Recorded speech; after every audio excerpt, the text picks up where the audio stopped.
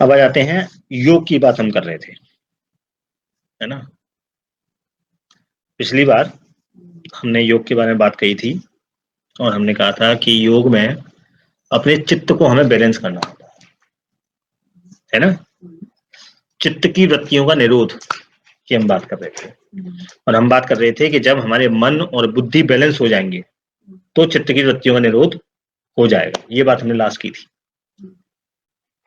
इसी संदर्भ में हमने गीता की भी बात की थी, हमने पतंजलि योग सूत्र की भी बात की थी। गीता से कुछ रेफरेंसेस लिए थे, कुछ पतंजलि योग सूत्र से लिए थे। तब हमने कहा था कि बैलेंस का मतलब ये है, मन बुद्धि का बैलेंस होने का तात्पर्य इतना है कि जो व्यक्ति न तो पाप में फंसेगा, न पुण्य में, न सुख में, न दुख में, न सही में, न गलत में, मतलब जो जितने पेयर बने हुए हैं इन सब में किसी तरफ झुकेगा नहीं। That is balanced. ठीक है, वो किसी चक्कर में नहीं पड़ेगा, वो किसी उसका पलड़ा कहीं झुकेगा नहीं, किसी एक तरफ नहीं होगा, एक साइड नहीं होगा, न सही की तरफ होगा ना गलत की तरफ होगा। बैलेंस कांटा उसका बिल्कुल बीच में ना। ठीक है, जो व्यक्ति ऐसा कर सकता है वही व्यक्ति बैलेंस हो सकता है, अपने मन बुद्धि को बैलेंस कर सकता है। हमें बेसिकली योग करने के लिए उस प्रोसेस को समझना पड़ेगा कि मन और बुद्धि कैसे काम करते हैं। जब हम मन और बुद्धि के काम करने का तरीका समझ जाएंगे तब हम चित्त की वृत्तियों का निरोध कर पाएंगे। पिछली क्लास में इसके लिए मैंने बहुत सारे एग्जाम्पल भी दिए थे, गीता से दिए थे और भी जगह से दिए थे, है ना। जो व्यक्ति बैलेंस्ड सोच वाला है वो स्थिर चित्त वाला है, उसका चित्त कैसा रहेगा, बिल्कुल स्थिर रहेगा, उसके निर्णय कभी गलत नहीं होंगे। जो जो काम उसने जो सोच के किया है उसको वैसा ही फल प्राप्त होगा, उसे कभी अपने किए पे पछतावा नहीं होगा। ठीक है, वो कभी ये नहीं सोचेगा कि यार मतलब ये काम तो इस वजह से गलत हो गया, उस वजह से गलत हो गया। जो बैलेंस सोच वाला हो, जो बैलेंस सोच वाला नहीं है, जिसकी मन बुद्धि उसके कंट्रोल में नहीं है, वो जब कोई काम करेगा उसका वैसा फल नहीं आएगा जैसा उसने सोचा था, जो सोच के उसने काम किया था। और फिर वो क्या करेगा, वो सारी दुनिया में दोष निकालेगा, मेरा टाइम खराब है, भगवान मेरा साथ नहीं देते, मैंने आज तो पार्टनर ही गलत चुन लिया था, है ना। तो ऐसे करके वो सारी दुनिया में कभी भाग्य को रोएगा, मेरी तो किस्मत ही फूटी हुई है ना। तो हमेशा दूसरों पे दोषारोपण करेगा, कभी भगवान को कोसेगा, कभी कुंडली को कोसेगा, कभी भाग्य को कोसेगा, कभी दुनिया को कोसेगा, जमाना बड़ा खराब है, दूसरों को कोसेगा। ठीक है, जिसका बैलेंस नहीं होगा। जो व्यक्ति बैलेंस नहीं है वो बाहर दुनिया में दोष ढूंढता है और बाहर ही अच्छा ही ढूंढता है। वो बुराई भी बाहर ढूंढेगा, अच्छा भी बाहर ढूंढेगा। जैसे कार खरीद ली, कार बड़ी अच्छी लाया हूं मैंने घर बड़ा अच्छा खरीद लिया। ठीक है, मैं जहां रहता हूँ वो बड़ी अच्छी जगह है, जगह कोई अच्छी खराब नहीं होती, उसी जगह पर 4 लोग रो रहे हैं उसी जगह की वजह से। ठीक है, लेकिन उसे अच्छा लग रहा है। तो ये सब अच्छे खराब जो है ये बाहर ढूंढता है, जो क्षणिक होते हैं, लॉन्ग टर्म नहीं होते। तो जो बैलेंस है उसे सब कुछ सही सही दिखाई देता है, एवरीथिंग, कि कहां पे क्या चीज है। आपकी जो शक्तियां हैं वो चित्त की वृत्तियों को कंट्रोल करने से, निरोध करने से बढ़ जाती है। जो शक्तियां हैं, स्थिर चित्त होने का एक एग्जांपल और देता हूं। आपने मैग्नेट देखी होगी, चुंबक।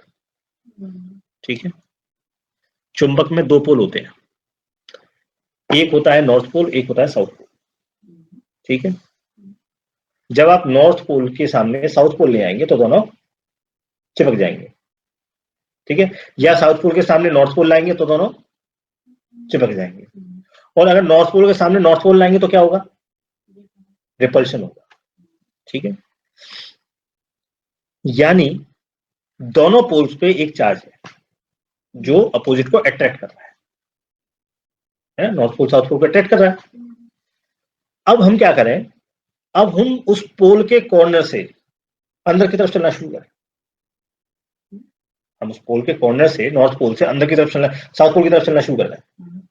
ठीक है, तो क्या होगा, जैसे जैसे हम अंदर चलते चले जाएंगे वैसे वैसे हम देखते जाएंगे कि वो जो आकर्षण या विकर्षण था वो कम होता चला जा रहा है। और जैसे जैसे सेंटर पे पहुंच जाएंगे वैसे वैसे सेंटर पे पहुंच के ना वहां आकर्षण होगा, ना विकर्षण होगा, ना रिपल्शन होगा, ना वहां अट्रैक्शन होगा। सेंटर पे, मैग्नेट के पे जो सेंटर में पहुंचा हुआ है वो बैलेंस है। वो ना इधर झुकेगा ना इधर झुकेगा, दोनों में से कहीं नहीं झुकेगा, ना उसमें आकर्षण होगा ना विकर्षण होगा, ना अट्रैक्शन होगा ना रिपल्शन होगा। ठीक है ना, वो बैलेंस है। ये जो मैग्नेट में हम एक तरफ जा रहे हैं नॉर्थ पोल की तरफ या साउथ सेंटर से नॉर्थ पोल की तरफ से साउथ पोल की तरफ, इसी को राग कह रहे हैं। हम राग की वजह से ही किसी एक तरफ झुकते हैं। जैसे अपना पराया, मेरा बच्चे ने किसी का सिर फोड़ दिया तो मैं अपने बच्चे से कुछ नहीं कहूंगा, दो सारे दूसरे बच्चे में निकालूंगा, क्योंकि ये मेरा अपना है, वो पराया है। ठीक है, अब ये राग है मेरा कि मैं अपने बच्चे की तरफ झुका हुआ हूं। जैसे ही आप राग में घुस जाएंगे वैसे ही आपका जो पलड़ा है, जो आपकी डंडी है, वो झुक जाएगी, और जैसे ही झुकी वैसे ही आप सेंटर से दाएं बाएं हो गए, और जैसे ही दाएं बाएं हो गए आप न्यूट्रल नहीं रहे, आपके मन बुद्धि चित्त जो है वो स्थिर नहीं हुए, झुक गए। जो बैलेंस हमारा चेंज हो जाता है, पलड़ा हमारी तरफ झुक जाता है राग की वजह से, इस वजह से हम स्थिर चित्त नहीं हो पाते। मैंने पिछली बार बताया था, मन का एक काम होता है संशय क्रिएट करना, दुविधा क्रिएट करना, है ना। तो वो जो मन है, ठीक है, योग का काम है कि उस मन को इधर उधर उसको संशय न पैदा करने दिया, उसको दुविधा न क्रिएट करने दिया, उसको स्थिर रखा जाए, सेंटर में रखा जाए। ठीक है ना, वो दाएं बाएं ना चले। जैसे जैसे ये एक सर्किल है, मान लीजिए ये एक सर्किल है, ठीक है। अब ये सर्किल मान लीजिए बहुत बड़ा है, मतलब इतना बड़ा सर्किल है मेरा। अब मैं उस सर्किल को ऐसे देख रहा हूं, ठीक है। अगर मैं बीच में से देखूंगा, मेरी आंख बीच में होगी, वो बहुत बड़ा सर्किल एक ऐसे चांदों से बना हुआ है। अब अगर मैं बीच में से देखूंगा तो मुझे वो सर्किल ही दिखेगा, ठीक है। अगर मैं बीच में से सेंटर में से देखूंगा, अब अगर मैं क्या करूं, उसको थोड़ा टिल्ट कर दूं, मेरी आंख उसके सेंटर से थोड़ा ऊपर या नीचे चली जाए, तो मुझे फिर वो सर्किल नहीं दिखाएगा, मुझे वो एक्लिप्स दिखाई देगा। वो सर्किल थोड़ा सा ऐसा दिखाई देगा, जो आगे की तरफ ज्यादा है पीछे की तरफ कम है, एलिप्टिकल दिखाई देगा। ठीक है। और अगर मैं उसको और घुमा दूं, ऐसे करके इसको सीधा ऐसे कर दूं, तो ये मुझे कैसा दिखाई देगा, एक लाइन की तरह से दिखाई देगा। ठीक है, ये मुझे सर्किल नहीं दिखाई देगा, ये मुझे लाइन दिखाई देगा। इसका मतलब क्या है, इसका मतलब है कि जैसे मैं सब में सेंटर में था तो मुझे सब कुछ साफ साफ दिख रहा था, जैसे ही मैं सेंटर से हटा चीजें बदल गई। वो चीज ऐसी है नहीं, ये लाइन नहीं है, ये लाइन है नहीं, पर मुझे दिख लाइन रही है, ये मति भ्रम है। ठीक है, प्रॉब्लम यही है सारी कि हम चीजों को एक पर्टिकुलर एंगल से देख रहे हैं, हम उसके सेंटर में जाने की कोशिश नहीं कर रहे। योग का काम है हमें सेंटर पे लेके जाना, हम कहीं इधर उधर दाएं बाएं न जाएं, बीच में रहें, तो हमें सब कुछ बिल्कुल साफ साफ दिखाई देगा टकाटक। ये योग का काम है, स्थिर चित्त होना योग का काम है, मन बुद्धि बिल्कुल बैलेंस होना योग का काम है। ठीक है, जब आप बैलेंस हो जाएंगे तो आप किसी चक्कर में नहीं फंसेंगे, ना पाप में फंसेंगे, ना पुण्य में फंसेंगे, ना सही में चक्कर में फंसेंगे, ना गलत के चक्कर में, ना अपना ना पराया, ना रैग ना द्वेष, किसी दाएं बाएं आप जाएंगे ही नहीं। ठीक है, ये जो दाएं बाएं जाना है, ये जितने द्वैत बने हुए हैं, सही गलत उल्टा सीधा, है ना, अपना पराया, राग द्वेष, ये सब क्या है, द्वैत के जोड़े हैं, हर चीज युग्म में है। ठीक है, तो ये जो युग्म है, इनको आप समझ लो, ये चित्त की वृत्तियां हैं, हम इन्हीं में फंसते हैं बार बार बार बार बार बार। कोई भी चीज आप काम करेंगे वो इन्हीं चक्कर में, सस्ता महंगा, जब कोई सामान खरीदने जा रहे हैं तो ये सस्ता मिल रहा है, ये महंगा मिल रहा है, कौन सा लें, फंस गए। उस दिन पिछली बार मैंने टूथपेस्ट का एग्जांपल दिया था, है ना। तो हर चीज हम जब लेंगे तो इन्हीं युग्म में, इन जोड़ों में ही लेंगे। ये जोड़, ये जो जोड़े हैं, ये बेसिकली चित्त की वृत्तियां जो हमें फंसा के रखी, इनसे बाहर निकलना है, इनको एक स्थिर करना है। ठीक है, योग करने से कर्म की कुशलता आएगी। ठीक है, ये पिछली बार हमने बताया था, योग करने से कर्म की कुशलता आती है।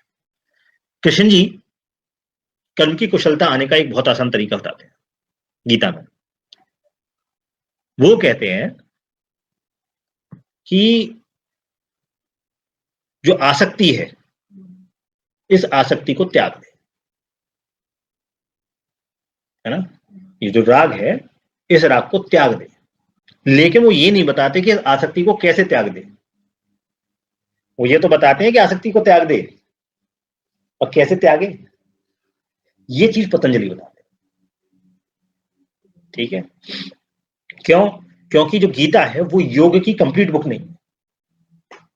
ठीक है, गीता तो कृष्ण जी अर्जुन को उसके कर्तव्य में लगाना चाहते हैं, इसलिए उसको लेक्चर दे रहे हैं।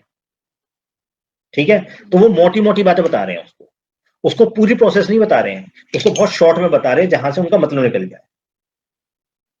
ठीक है, पतंजलि जब बताते हैं तो पतंजलि उसकी एक एक बारीकी बताते हैं कि कैसे करना है। ये कुछ लोग कहते हैं कि जो गीता है, भगवत गीता है, ये सारा योग है, योग इसमें मतलब सारा तरीके का योग इसमें बताया गया है। लेकिन Gita is not a book of yoga. योग की जो कंप्लीट बुक है वो तो पतंजलि योग सूत्र है। हाँ, तो कृष्ण जी क्या कर रहे हैं? कृष्ण जी अर्जुन को जो भ्रम है उसके, अर्जुन तो लड़ने आया था युद्ध क्षेत्र में, लेकिन युद्ध क्षेत्र में आके क्या हुआ? ये मेरे ताऊ जी हैं, ये मेरे गुरु जी हैं, ये मेरा भैया है, ये मेरा भतीजा है, ये तो देखा उसने। और ये क्या किया उसने? अपना धनुष जो है पटक दिया एक तरफ, ये तो किया उसने।